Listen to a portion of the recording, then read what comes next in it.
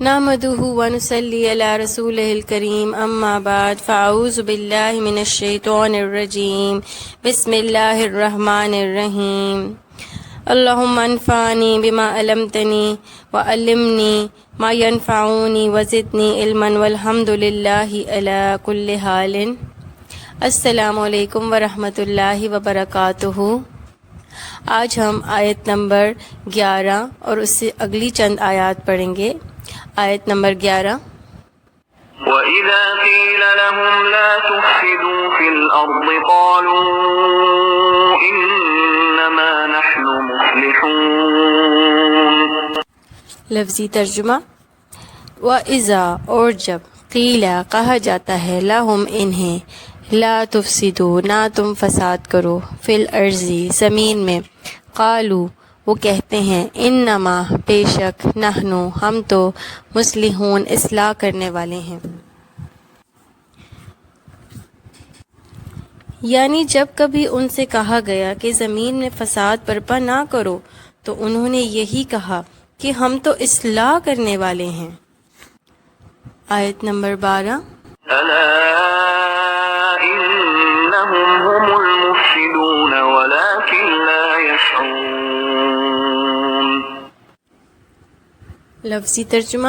الا خبردار، انہم بے شک وہ، ہم وہی، المفسدون فساد کرنے والے ہیں، ولیکن اور لیکن، لا یشعرون نہیں وہ شعور رکھتے۔ یعنی اللہ سبحانہ و تعالیٰ فرماتے ہیں کہ خبردار، حقیقت میں یہی لوگ مفسد ہیں مگر انہیں شعور نہیں۔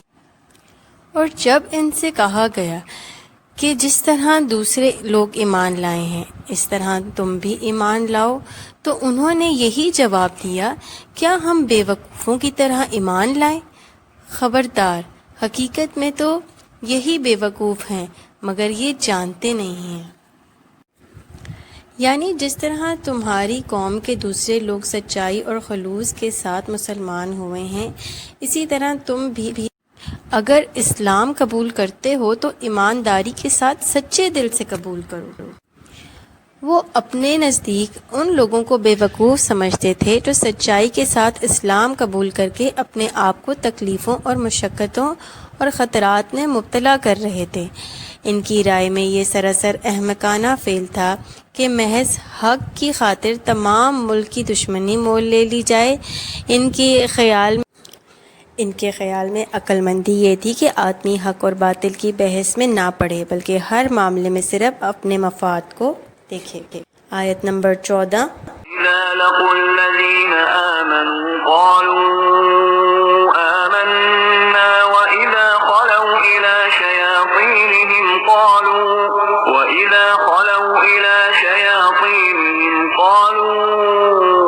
إِنَّا مَعَكُمْ إِنَّمَا نَحْنُ مُسْتَهْزِئُونَ۔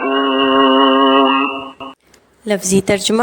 وَإِذَا اور جب لقوا وہ ملاقات کرتے ہیں الذین ان سے جو آمنوا ایمان لائے، قالوا وہ کہتے ہیں آمنا ایمان لائے ہم، وَإِذَا اور جب وہ اکیلے ہوتے ہیں الی طرف شیاطینہم اپنے شیطانوں کے، قالوا وہ کہتے ہیں انا بے شک ہم معکم تمہارے ساتھ ہیں، انما بے شک نحنو ہم تو مستہزئون مذاق اڑانے والے ہیں۔ شیطان عربی زبان میں سرکش اور شوریدہ کو کہتے ہیں۔ انسان اور جن دونوں کے لیے یہ لفظ مشتمل ہے۔ اگرچہ قرآن میں یہ لفظ زیادہ تر شیاطین جن کے لیے آیا ہے، لیکن بعض مقامات پر شیاطین صرف انسانوں کے لیے بھی استعمال کیا گیا ہے، اور سیاق و سباق سے بآسانی معلوم ہو جاتا ہے کہ کہاں شیطان سے انسان مراد ہیں اور کہاں جن۔ اس مقام پر شیاطین کا لفظ ان بڑے بڑے سرداروں کے لیے استعمال ہوا ہے جو اس وقت اسلام کی مخالفت میں پیش تھے۔ آج کے سبق کے لیے بس اتنا ہی۔ وآخر دعوانا ان الحمد للہ رب العالمین۔